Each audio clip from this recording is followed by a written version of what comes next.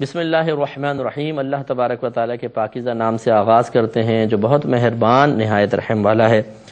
الحمدللہ احادیث مبارکہ کا سلسلہ جاری و ساری ہے اور بخاری شریف ہے، حدیثیں بڑی مستند ہیں۔ جو چیز ان حدیثوں سے ثابت ہوتی ہے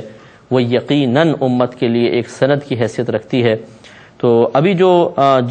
جس موضوع پر حدیث امام بخاری رحمۃ اللہ علیہ لے کر آئے ہیں وہ یقینی سی بات ہے کہ کوئی ہمیں کفر یا شرک کی دعوت تو نہیں دیں گی، کیونکہ اس میں صحابہ کرام کے اعمال کا تذکرہ ہے، اور خود حضرت امام بخاری رحمۃ اللہ علیہ کا ان احادیث کو یہاں نقل کرنا ثابت کرتا ہے کہ خود آپ بھی انہی عقائد کے حامل ہیں یا انہی نظریات کے حامل ہیں۔ کیونکہ اگر ایک بات ہمارے نظریے کے خلاف ہو تو ہم کوشش کرتے ہیں حتی الامکان کہ اس چیز کو لوگوں کے سامنے لائیں نہیں۔ اس کو عام کون کرنا چاہے گا جو میرے خیال کے، میرے نظریے کے، میرے عقیدے کے خلاف ہو؟ اس کا مطلب یہ ہوا کہ امام بخاری رحمۃ اللہ علیہ کا ان احادیث مبارکہ کو اپنی اس مستند ترین کتاب بخاری کی زینت بنانا ہی ثابت کرتا ہے کہ خود آپ بھی اسی بات کے قائل تھے اور اس پر متفق ہیں کہ جس مقام کو اللہ کے محبوب بندوں سے نسبت ہو جائے، اس مقام سے برکت حاصل کرنے کے قصد و ارادے سے وہاں جا کر عبادات اختیار کرنا، ان مقامات کو تلاش کرنا اور ان مقامات کی برکات لوگوں تک پہنچانے کے لیے ان مقامات کی علامات کو زندہ رکھنا، یہ سب کا سب جائز بھی ہے اور اکابرین کا طریقہ رہا ہے۔ اسی پر حدیثیں چل رہی تھیں۔ 488 نمبر حدیث پاک ہے۔ حضرت نافع بیان کرتے ہیں کہ حضرت عبداللہ بن عمر رضی اللہ تعالی عنہما نے ان کو حدیث بیان کی کہ نبی کریم صلی اللہ علیہ وسلم نے ارج نامی بستی کے پیچھے ایک نالے کے کنارے پر نماز پڑھی، اور یہ کہتے تھے کہ جب کہ تم ایک بڑے پہاڑ کی طرف جا رہے ہو، اس مسجد کے پاس 2 یا 3 قبریں ہیں، ان قبروں کے اوپر سفید پتھر ہیں، راستے کے دائیں طرف راستے کے درختوں کے پاس، ان درختوں کے درمیان۔ حضرت عبداللہ بن عمر دوپہر کے وقت سورج ڈھلنے کے بعد ارج نامی بستی سے روانہ ہوتے اور پھر ظہر کی نماز اس مسجد میں پڑھتے تھے۔ تو جیسے سرکار نے عمل کیا، حضرت عبداللہ بن عمر رضی اللہ تعالیٰ عنہ ویسے ہی کر رہے ہیں۔ اب دیکھیے ایک صحابی کا اپنے گھر سے نکلنا، مدینہ منورہ سے اتنا لمبا فاصلہ طے کر کے وہاں جانا، پھر نماز پڑھنا، اس سے کیا ثابت ہوتا ہے؟ کیا آپ کسی اور مقصد کے لیے گئے تھے، کسی غزوے کے لیے گئے تھے، دوستوں سے ملنے گئے تھے، رشتہ داروں سے ملنے گئے تھے؟ نہیں، معلوم یہ ہوا کہ آپ نے خاص قصد و ارادہ کیا ان مقامات سے برکت حاصل کرنے کا، جس سے معلوم ہوا کہ اگر کوئی اس قصد و ارادے سے اپنے گھر سے نکلتا ہے کہ میں فلاں جگہ جا کر اس مقام کی برکت حاصل کروں گا، تو یہ سفر اختیار کرنا بھی صحابہ کرام علیہم الرضوان کی سنت ہے۔ لہذا کثیر مرتبہ ایسا ہوتا ہے کہ مختلف قافلے نکلتے ہیں، وہ اعلانات کرتے ہیں کہ جی عراق میں جو متبرک مقامات ہیں ان کی زیارت کروائی جائے گی، یہ قافلہ اس لیے جا رہا ہے، کوئی شام کی طرف جاتا ہے، کوئی ایران کی طرف جاتے ہیں، مختلف قافلے، مختلف جہاں جہاں اکابرین کے بارے میں کچھ ثبوت موجود ہیں کہ ان سے ان کے آثار ہیں، ان کی کچھ علامات ہیں، ان سے تعلق رکھنے والی اشیاء ہیں، تو لوگ باقاعدہ اپنے گھروں سے اہتمام کر کے جاتے ہیں اور وہاں زیارت کرتے ہیں، اس کے لیے ہزاروں روپے خرچ کیے جاتے ہیں۔ تو یہ کوئی غلط چیز نہیں ہے، یہ کوئی اسلام سے ہٹ کر طریقہ نہیں ہے، بلکہ صحابہ کرام علیہم الرضوان کی سنت ہے۔ اگلی روایت پر آتے ہیں 489 حدیث پاک ہے۔ حضرت نافع بیان کرتے ہیں کہ حضرت عبداللہ بن عمر رضی اللہ تعالی عنہما نے ان کو حدیث بیان کی تھی کہ نبی کریم صلی اللہ علیہ وسلم ان گھنے درختوں کے پاس اترے جو راستے کی بائیں جانب ہرشا کے قریب، یہ علاقہ ہے ہرشا، ایک وادی کا نام ہے، ہرشا کے قریب والے نالے میں ہیں۔ وہ نالا ہرشا کے کنارے سے مل گیا ہے، اس کے اور راستے کے درمیان اتنا فاصلہ ہے جتنا فاصلے تک تیر پھینکنے سے جاتا ہے۔ حضرت عبداللہ بن عمر رضی اللہ تعالی عنہما اس گھنے درخت کے پاس نماز پڑھتے تھے جو ان گھنے درختوں میں راستے کے سب سے زیادہ قریب ہے، اور وہ درخت سب سے لمبا ہے۔ تو دیکھیے حضرت نافع پوری چیز بیان کر رہے ہیں، کیسے کیسے حضرت عبداللہ بن عمر رضی اللہ تعالی عنہما نے وادیاں تلاش کی ہیں، درختوں کی نشانی لگائی ہیں اور وہاں پہ جا کے باقاعدہ نماز ادا فرمائی ہے۔ 490 حدیث پاک دیکھیں۔ حضرت نافع بیان کرتے ہیں کہ حضرت عبداللہ بن عمر رضی اللہ تعالی عنہما نے ان کو یہ حدیث ذکر کی کہ نبی کریم صلی اللہ علیہ وسلم اس نالے میں اترتے تھے جو مدینہ منورہ کی طرف سے مر الزہران کے قریب ہے۔ مر الزہران ایک وادی ہے، اس کے قریب ہے۔ جب تم صفراوات سے نیچے اترو تو راستے کی بائیں جانب اس نالے کے نشیب میں اترو گے، اور تم مکہ مکرمہ کی طرف جا رہے ہو اور رسول اللہ صلی اللہ علیہ وسلم کے اترنے کی جگہ اور راستے کے درمیان صرف اتنا فاصلہ ہے جتنا فاصلے تک پتھر پھینکنے کے بعد جاتا ہے۔ یہ اندازے سے بتا رہے ہیں۔ دیکھیے اس میں بھی وہی ثابت ہوتا ہے کہ آپ حضرت نافع کو تلقین کرتے تھے کہ اس طریقے سے اگر آپ عمل کریں گے تو یہ بے بعین ہی وہی عمل ہوگا جو نبی کریم صلی اللہ علیہ وسلم نے اپنی زندگی مبارکہ میں کیا تھا۔ 491 نمبر حدیث پاک ہے، نافع ہی راوی ہیں، کہتے ہیں کہ حضرت عبداللہ بن عمر رضی اللہ تعالی عنہما نے ان کو بتایا کہ نبی کریم صلی اللہ علیہ وسلم ذی طوا میں اترے۔ یہ شام کی ایک جگہ ہے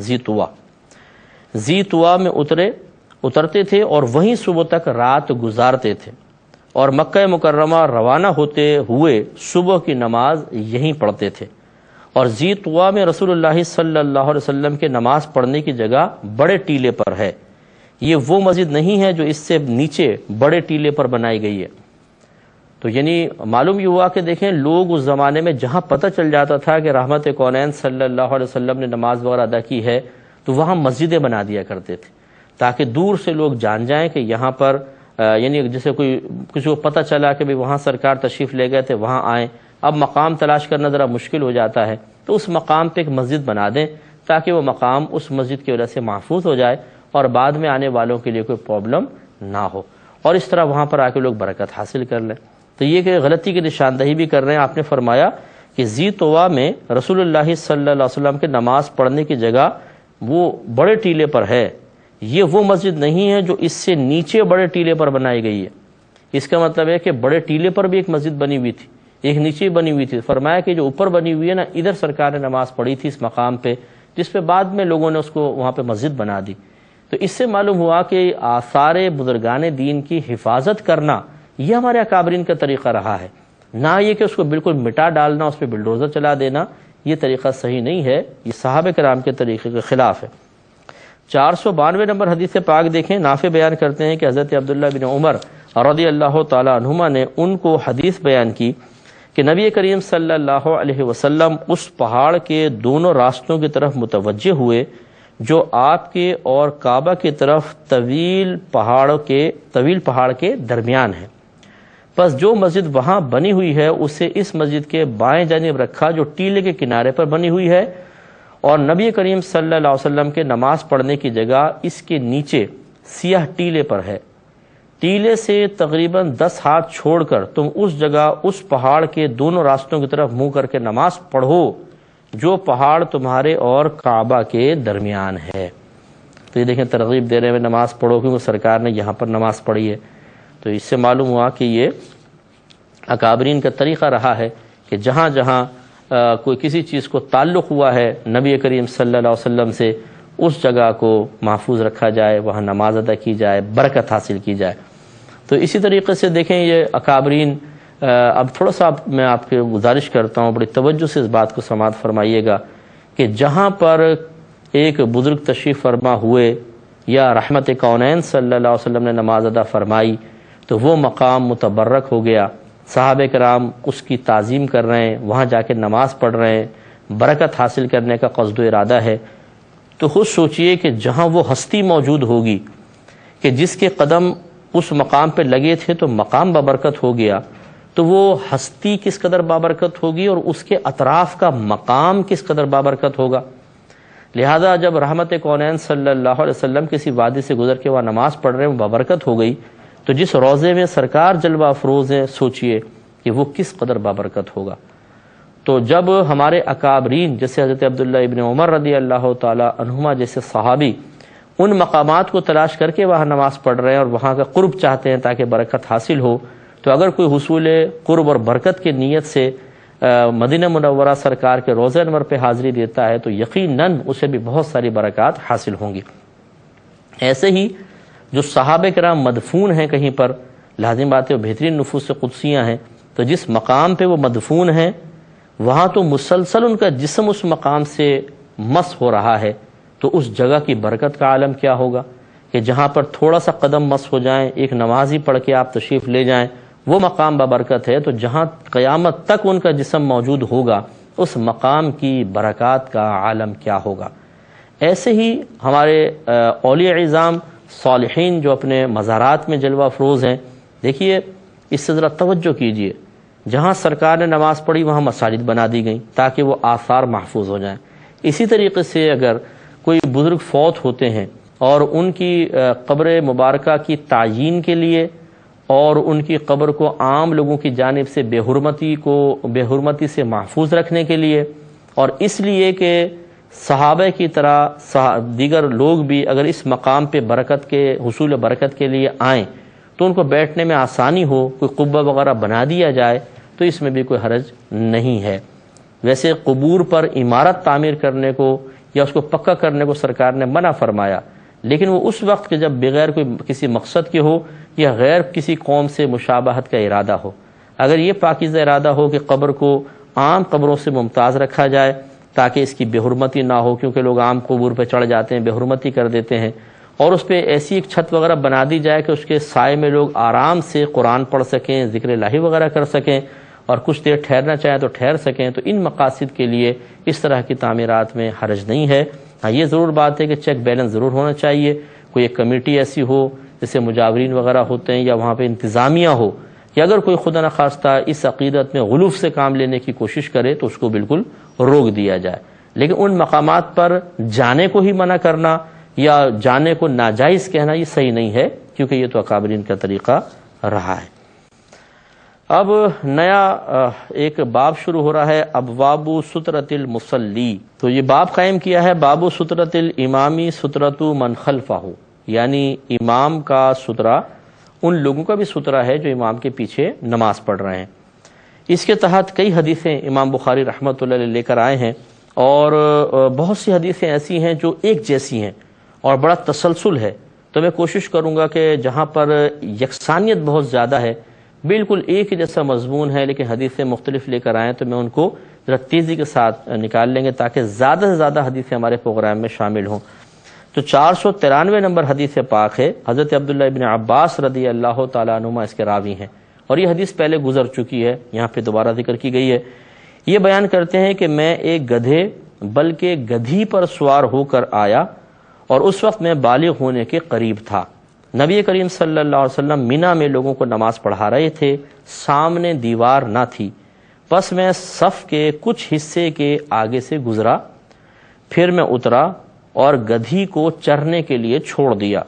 اور میں صف میں داخل ہو گیا اور مجھ پر کسی نے اعتراض نہ کیا۔ تو یہ مینا میں سرکار نماز پڑھا رہے ہیں، عبداللہ بن عمر تشریف لائے، اس سے استدلال یہ کیا گیا کہ آپ کہتے ہیں کہ صف قائم تھی، پیچھے سرکار اگر نماز پڑھ رہے ہیں، میں صف کے اندر کافی آگے تک آ گیا ہے، جیسے پہلی صف میں آگے تک، تو یقینی سی بات ہے کہ نمازیوں کے آگے سے گزرے ہیں، لیکن کسی نے آبجیکشن نہیں کیا، کسی نے منع نہیں کیا۔ اس کا مطلب یہ کہ سب کا یہی ذہن تھا، سب کو یہ شرعی مسئلہ معلوم تھا کہ امام کا سترہ سب کا سترہ ہوتا ہے، لہذا اگر کوئی امام کے آگے سے گزرا تو گویا کہ پوری جماعت کے سامنے سے گزرا،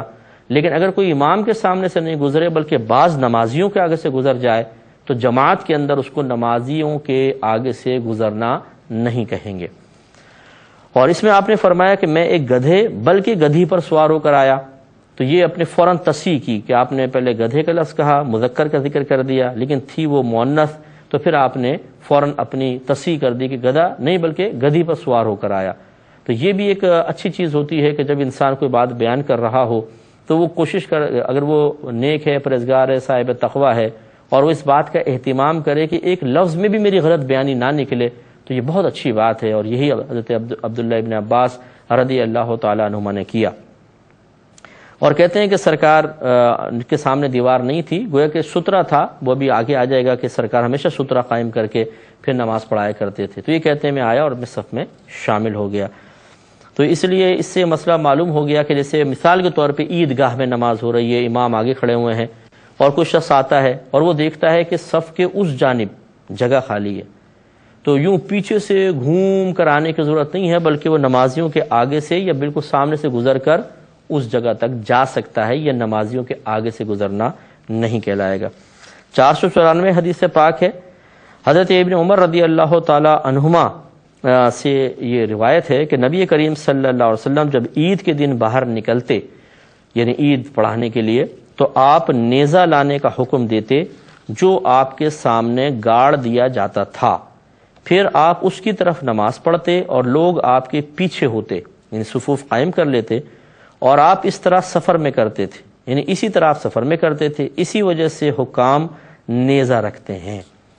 تو یہ حضرت عمر عبداللہ ابن عمر کہتے ہیں اس لیے جو حکام ہوتے تھے، کیونکہ پہلے زمانے میں حاکم اسلام ہی امامت کا حقدار ہوتا تھا۔ اب تو امام حضرات کو بڑے حقارت کی نگاہ سے دیکھا جاتا ہے۔ اگر کوئی اپنا تعارف یوں کرا دے جی میں ایک مسجد میں امام ہوں، تو ہماری نگاہوں میں امام کی وقعت معاذ اللہ اتنی کم ہو گئی ہے کہ ہمیں وہ اتنا سا نظر آنے لگتا ہے، ایک دم چھوٹا سا۔ اور اگر کوئی بولے کہ جی میں فلاں کمپنی میں ڈائریکٹر کی میں ایم ڈی ہوں یا میں فلاں پوسٹ پر ہوں، تو ایک دم وہ اتنا بڑا نظر آنے لگ جاتا ہے۔ یہ ہماری نظر کا فقدان ہے اور یہ ہماری سوچ کا فقدان ہے کہ یہ پہلے جتنے بھی حاکم اسلام گزرے بشمول نبی کریم صلی اللہ علیہ وسلم کے، پھر چاروں خلفاء ہمارے بالترتیب حضرت ابوبکر، حضرت عمر، حضرت عثمان، حضرت علی کرم اللہ وجہہ الکریم، یہ سب امام تھے، یہی نماز پڑھاتے تھے، یہی جمعہ پڑھاتے تھے، یعنی پانچوں نمازوں کی امامت، پھر جمعے کی امامت۔ اسی طرح جتنے بھی آپ لوگ اپنے اولیاء بھیجتے تھے، والی جس کو کہتے ہیں، مختلف شہروں میں حاکم بنا کے بھیجتے تھے، وہی باقاعدہ نمازیں پڑھاتے تھے، وہی جمعہ پڑھاتے تھے، وہی عیدین پڑھاتے تھے۔ لیکن آج ہمارے ہاں تھوڑا سا یہ معیوب اس کو سمجھا جاتا ہے معاذ اللہ، حالانکہ ایسا نہیں ہونا چاہیے۔ مصلی رسول پہ ایک شخص کھڑا ہوا ہے، وہ معمولی نہیں ہے، حقارت سے اس کو نہ دیکھا جائے۔ اور میں تو یہ کہتا ہوں کہ بعض وجوہات کی بنا پر لوگوں کا ایسا ذہن بنا ہے کہ جی مسجد کا امام جو ہوتا ہے کم پڑھا لکھا ہوتا ہے، اس کے اندر اور کوئی صفات نہیں ہوتی، تو وہ مسجد کی امامت حاصل کر لیتا ہے اور مسجد کی روٹیوں پہ پلتا ہے، مسجد کی تنخواہیں کھاتا ہے۔ اس وجہ سے ان چیزوں کو بنیاد بنا کے اس کو حقارت کی نگاہ سے دیکھتے ہیں۔ اس میں آپ کو ایک مشورہ دوں گا انشاءاللہ، لیکن ٹائم بہت کم ہے۔ نیکسٹ پروگرام میں وآخر دعوانا ان الحمد